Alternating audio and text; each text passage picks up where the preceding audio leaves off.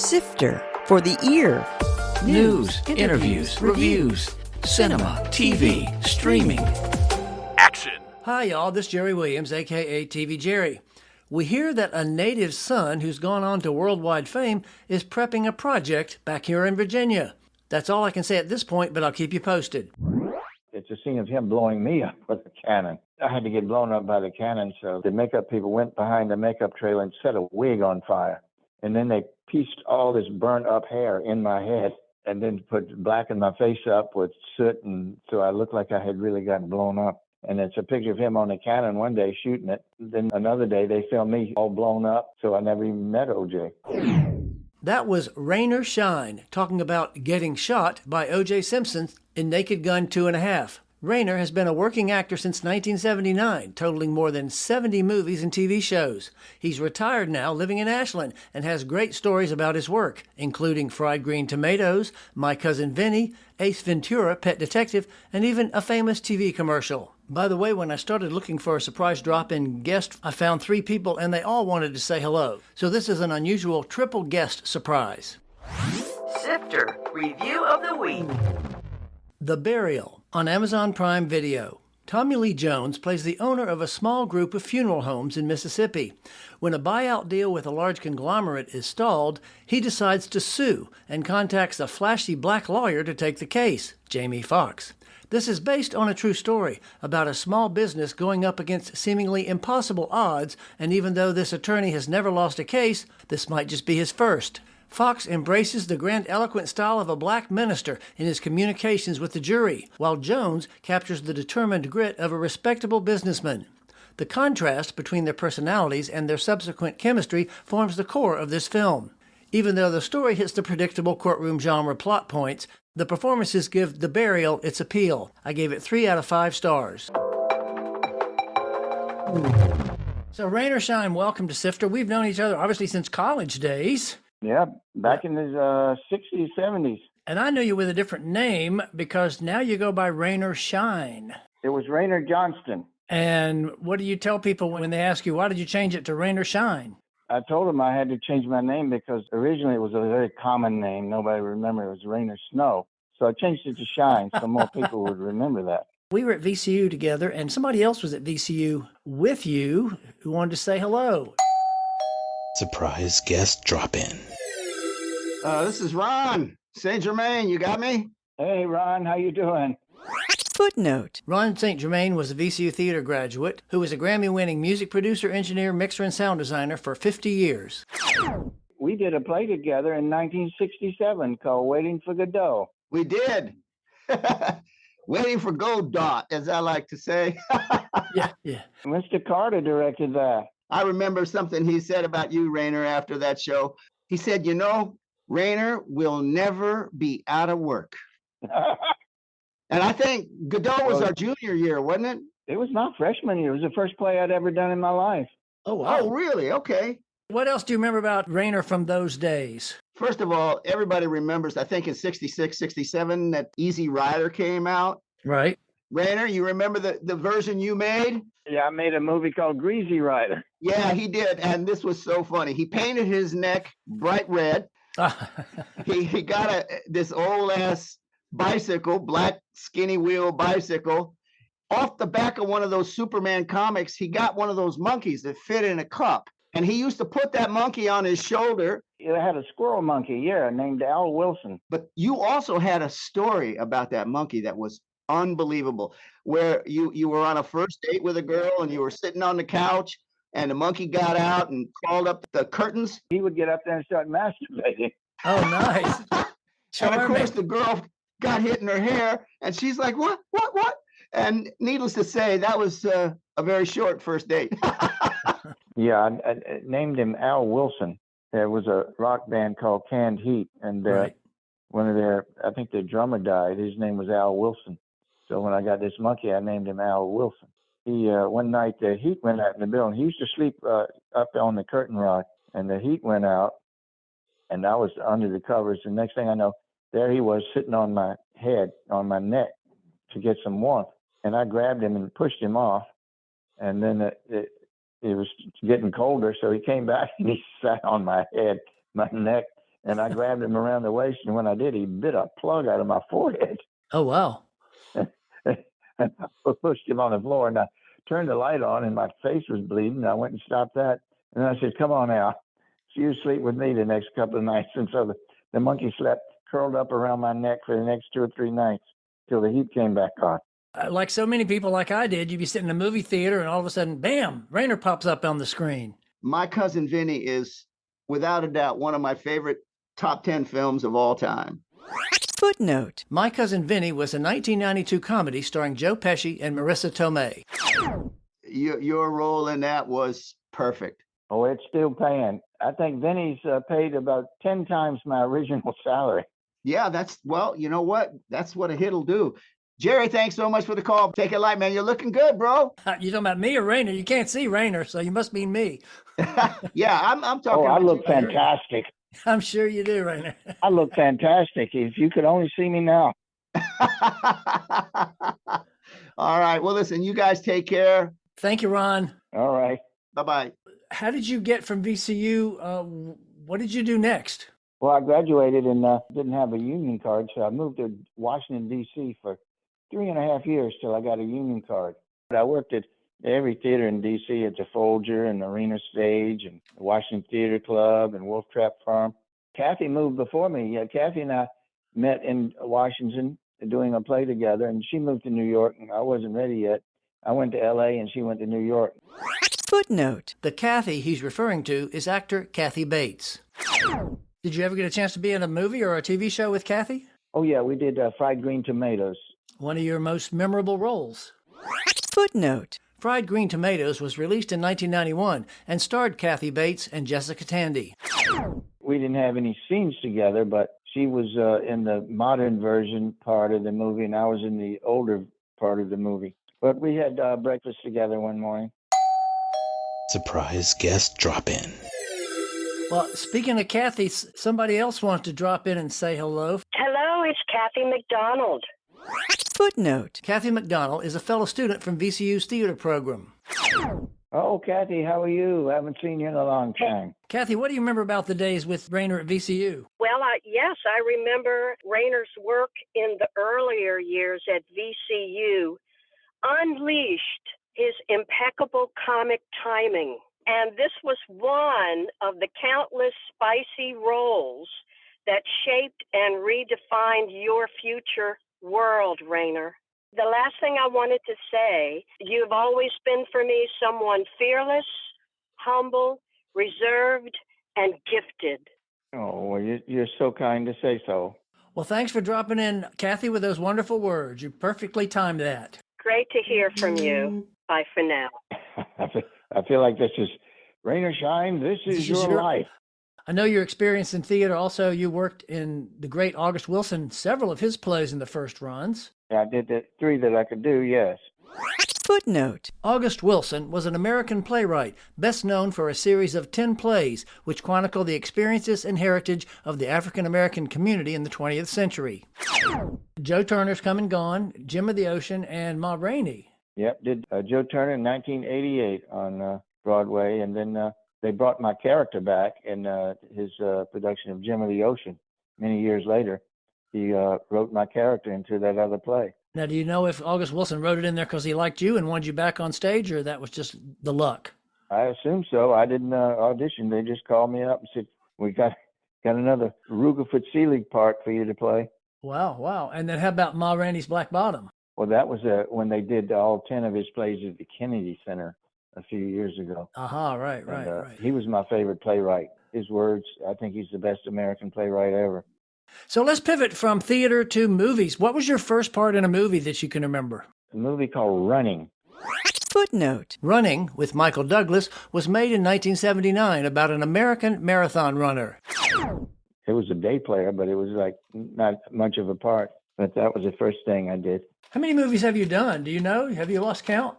Over 60. Well, IMDb says 77, so you have lost count. Well, they confused me with a German actor. There's a German actor with a very similar name as mine. And so they've got me having been in some German movies, which is strange. Ron mentioned My Cousin Vinny. What was so memorable about working on that movie? Oh, it was fun. I had 3 scenes in the movie, and each one was filmed in a different week. So I was there for 3 weeks with a lot of time on my hands, and there was some great character actors in the place, and we would get together and ride around Atlanta at night.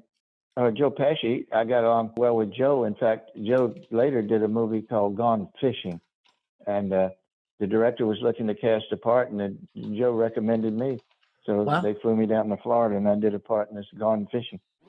Footnote. Gone Fishing featured Joe Pesci and Danny Glover and was released in 1997. Now, of course, Ace Ventura, that's a crazy movie. How did you get involved in that one? I think I auditioned for that, and Jim Carrey, we got along, and then I did an In Living Color with Jim Carrey. I can't remember which one I did first. I think I did In Living Color first with Jim Carrey. And what do you remember about working with him? A heck of a nice guy. Jim's a nice guy, and I enjoyed working with him. Let's move on to, of course, role that many people know you from is Fried Green Tomatoes. What was that experience like? Oh, it was hot. It was like August down outside of Atlanta, Georgia, and it was just stifling hot, and it was set in the 30s, so I was wearing these 3-piece wool suits. Wow. And driving the old Model A cars. I enjoyed working with Mary Louise Parker and Mary Stuart Masterson and Cecily Tyson. She was great. It might have been my favorite movie experience. Oh, wow. What about 9.5 Weeks? What was that like? Footnote. 9.5 Weeks was the controversial erotic drama starring Mickey Rourke and Kim Basinger. That was just a quick day. I think I worked 2 days. I came in, delivered flowers, and left. But then I did 2 more movies with Kim. I had a big part in a movie called No Mercy, and then one called a bank robbery movie called The Real McCoy. Kim Basinger really beat me up pretty good in that. I've been beat up by some of the most beautiful women in Hollywood. Not literally, you mean on camera, not in person. Yeah, on camera, but it was, let's see, Farrah Fawcett and Drew Barrymore and Kim Basinger, and on and on and on it goes. And what's that like working with these women when they get to beat you up? Oh, very nice. I wasn't hurt at all. Now, No Mercy with Kim Basinger, I got beat up by Richard Gere, and that hurt. I did get hurt on that. Oh, he was, supposed to knee me in the crotch and hit me in the head with a gun, but it was a little rough. What about Naked Gun 2.5? That was a crazy movie.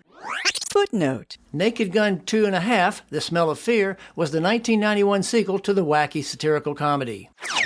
Oh, Leslie Nielsen was one of the funniest guys you ever want to meet. And, of course, I murdered O.J. Simpson in that movie. What do you remember about working with O.J.? Oh, that's a funny thing. It's a scene of him blowing me up with a cannon. And it's a picture of him on the cannon one day shooting it. And then another day they filmed me all blown up. So I never even met O.J. Oh, that's too bad. I had to get blown up by the cannon, so the makeup people went behind the makeup trailer and set a wig on fire.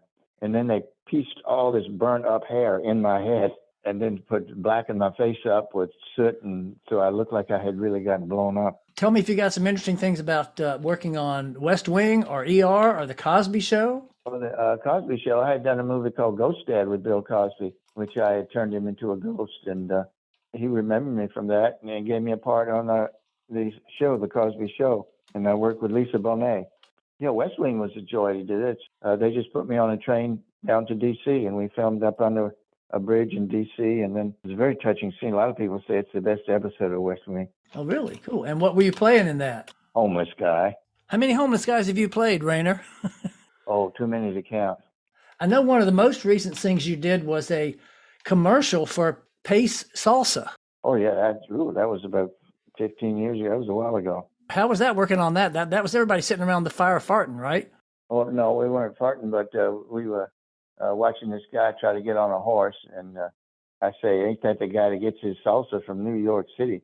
And then I did notice over the side there was another camera set up, and it was more time and energy spent on making the salsa look good in this bowl with chips and stuff. We were done before the salsa was done. I noticed Deadwood was on your list, too. That was a crazy series. Footnote. Deadwood was an HBO series about the Wild West, created by David Milch of Hill Street Blues and NYPD Blue fame. What did you do on that? Were you another homeless guy on that one? No, I was in the pilot, and with the idea, Walter Hill said they were thinking of me being semi-regular on the show. But then I got a play called Jim of the Ocean in Chicago. So I didn't stick around for Deadwood. I did the pilot. Surprise guest drop in. Hello, hello. This is Jenny Bilbo. Footnote. Jenny Bilbo was yet another fellow student from VCU. How are you? Jenny, I haven't seen you in years. Yeah, How are you doing? Where are you now? I'm actually on a Navajo reservation up in the mountains in Arizona. There's a couple of Indian charities I donate to out there. I believe they're Navajo. Oh, okay. So what do you remember about the good old days back at VCU with Raynor? I always remember your kindness and your humor. And of course, I, amongst many others, probably will never forget your audition. Charles Atlas ad. It was that ad in the newspaper, and I remember you read two little things, and you flipped the paper over, and you said, "That's it, both sides." I'll never forget that. Raynor, what was that? What exactly was that audition? Because I remember that too. It was pretty unique. It was a Charles Atlas ad I tore out of the back of a magazine. It was the whole thing about I was once a 97-pound weakling. And you were reading it, and of course, I guess people can't see it, obviously, but the humor was you were probably still a 97-pound weakling. No, I was, yes. Never got that Jim Buff body. Well, it's bigger, but it's not in the right places. Well, Jenny, anything else you want to say before we let you off? The first movie I recognized you in, Raynor, was My Cousin Vinny. And the moment I saw you, I was at the movie with my husband, I believe, and I just burst out loud and said, "That's my friend Raynor." That I went to college with, because my hubby knows who you are, and my kid knows who you are, and my 4 grandkids know who you are. Wow, cool. You have a blessed day, and it created a lot of joy to be able to take this opportunity. Great. Thank you, Jenny. Well, thank you so much. Nice talking to you. All right. What possesses you? Where do you get these ideas for these crazy ideas to perform or do something that's not expected? Just do something different. Divinely inspired to be funny, I guess. I don't know. There you go. Okay. Well, it seems to be working for you so far. Comes naturally. Yeah, I guess it does. But I'm retired now, so that's over. I'm retired. No more acting. You don't miss it, do you? Are you good just taking it easy? No, I don't miss it. No, not for a minute. Yeah. I had a good time. I loved it at the time, but I'm happy to sit on the front porch and read the paper. An actual hard copy paper or a tablet paper? Yeah, the paper where you have to go and wash your hands when you finish.